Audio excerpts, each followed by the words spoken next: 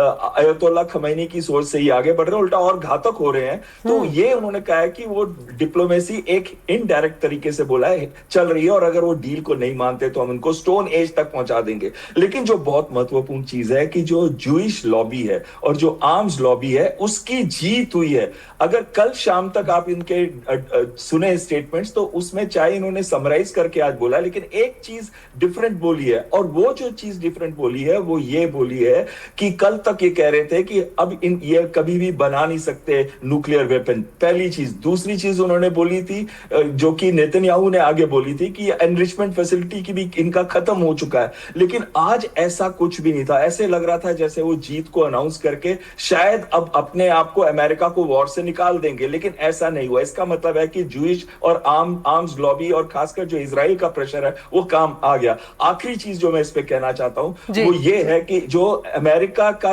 M है वो कहीं पे भी क्लियर नहीं है। इस समय वो फंस चुका है, अकेला हो गया है। नाटो और यूरोपियन कंट्रीज उनका साथ नहीं दे रहे, कई देश स्पेन, इटली, जर्मनी उनको ओवरफ्लाइट राइट्स भी नहीं दे रहे। तो कहीं ना कहीं ट्रंप का मुश्किल समय और खासकर रिपब्लिकन पार्टी का मुश्किल समय शुरू हो गया।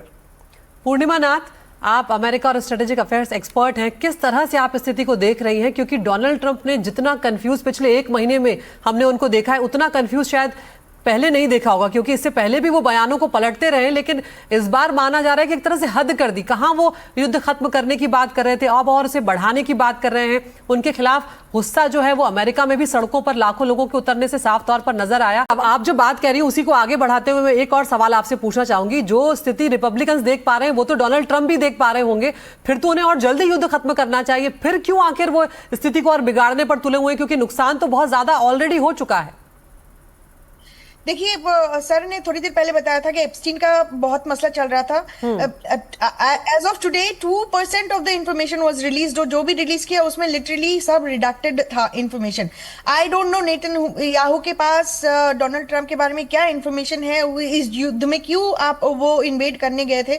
एक कम्युनिकेशन नहीं जा रहा है दुनिया में जो United states is the aggressor, United states of America is the invader. ये बात कोई नहीं कह रहा है। मैं पिछले 33 दिन से सारे इंडियन चैनल्स में बैठी हुई हूँ और कोई भी इंडियन चैनल इसको नहीं बोल रहा है स्पेसिफिकली। उल्टा ईरान के ऊपर टारगेट करा जा रहा है कि ईरान ने मिडिल ईस्टर्न कंट्री को टारगेट किया। आज डोनाल्ड ट्रंप भी यही कहानी बोल रहे हैं। तो मेरे ख्याल से अगर एज ए न्यूट्रल कंट्री किसी के साथ नहीं है, सच के साथ तो हो, पीस के साथ तो हो। तो थैंक यू। एब्सोल्युटली, मैं very much agree to what Bell sir and Purnima ji ने कहा है, मोर लेस, बट अलग अलग एंगल से हम देखेंगे, बट सार वही है।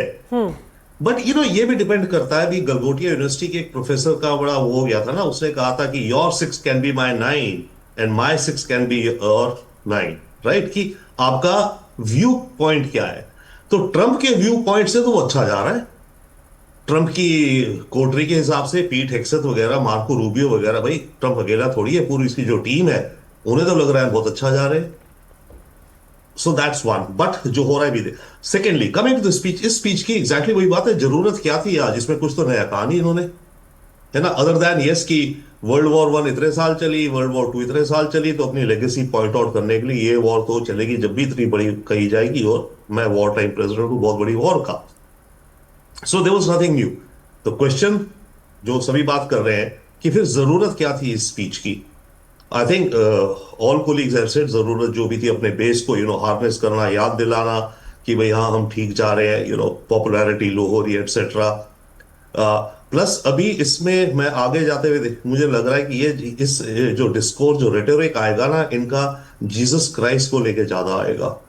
क्योंकि जैसे ऐसे लगेगा इसकी पॉपुलैरिटी कम हो रही है, he'll want to appeal again and remind and energize जो इसका evangelical Christian बेस है, वो बहुत बड़ा एक्टिव बेस है इसका। सो ये जो रेटोरिक आ रही है ना, पीट हेक्सेथ की तो ऑलरेडी आ रही है, जो प्रेस कॉन्फ्रेंस करता है, जब खत्म करी उससे conference, he said now let us all bend down our knees in all schools and homes and offices and pray to Lord Jesus Christ for victory। boom। तो ये है। But at the same time अलग चीजें भी चल रही है। Israel को मौका मिल रहा है अदर देन पूरा ये करने का, जो ईरान को वो स्टोन एज लाना चाहता है। बाय द वे उस पर 1 मिनट रहूंगा मैं, बट उससे पहले इजराइल अपने ग्रेटर इजराइल पे चल रहा है ना जी, वो लितनी तक पहुंच रहा है।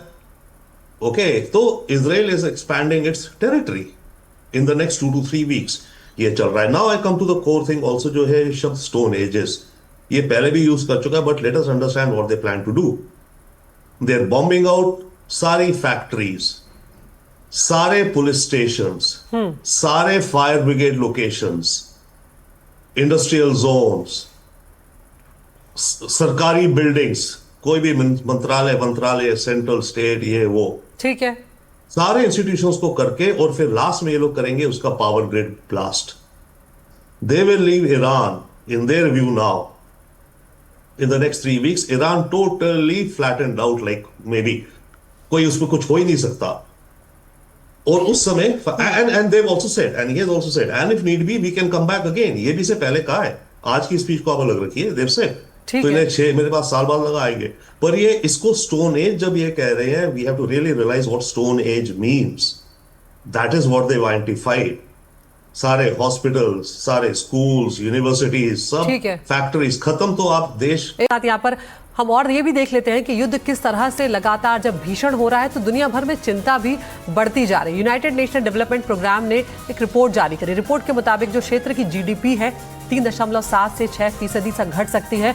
इससे आप अंदाजा लगा सकते हैं कि जो अनुमानित आर्थिक नुकसान है उसकी भी हम यहाँ पर बात करें, लगभग 18 लाख करोड़ रुपए का नुकसान की यहाँ पर अनुमान है. हॉर्मुज़ स्ट्रेट से जहाज़ों की आवाजाही 70% से तक आखिर कम हो गई है.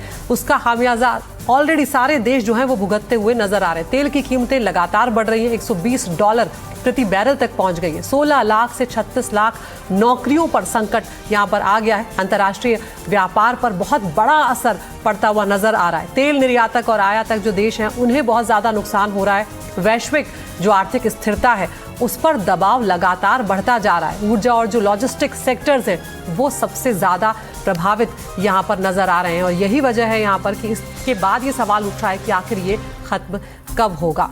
यहाँ पर मैम मैं आपके पास आना चाहूँगी, आप किस तरह से स्थिति को इस वक्त होते हुए देख रही हैं, क्योंकि अब यहाँ पर आपने जो बात कही इस हीट के बाद भी ट्रंप एकदम अलग थलग पड़ गए. जो भी हुआ है और जो बात एयर कमोडर बहल कह रहे हैं कि अभी 35 देशों की जो मीटिंग होगी उसमें अमेरिका नहीं शामिल होगा, तो आपको इंटरनेशनल लेवल पर काफ़ी कुछ झेलना ऑलरेडी पड़ चुका है. देखिए, आपने पिछले last year, the entire last year, president Trump humiliated, insulted and ridiculed every single country and their leaders.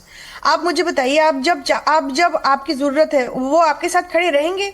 आपको तो स्टेट्समैन बनने का जरूरी थी कि आप इतने बड़े एक पोजीशन में बैठे हुए हो, आप सबसे पावरफुल पोजीशन में बैठे हुए हो. दुनिया में अभी भी दबदबा है ये प्रेसिडेंशियल पोजीशन ऑफ अमेरिका. आपने उस पोजीशन में बैठ के करप्शन किया है. आप लिटरली ओपनली आप अपना नाम सेल करके last year he made $3.4 billion. And जब यहाँ की लोग अब सिर्फ इनके बारे में बोल रहे हैं ना, उनके children, every single children of president Trump has made millions of dollars including millennial Trump. अब मुझे बताइए, जो यहाँ पे गैस, ग्रोसरी, एनर्जी, इन्फ्लेशन के लिए मर रहे और बोल रहे कि हमारे यहाँ पे डिफिकल्ट हो चुकी है कि नॉर्मल लाइफ जीना यहाँ पे.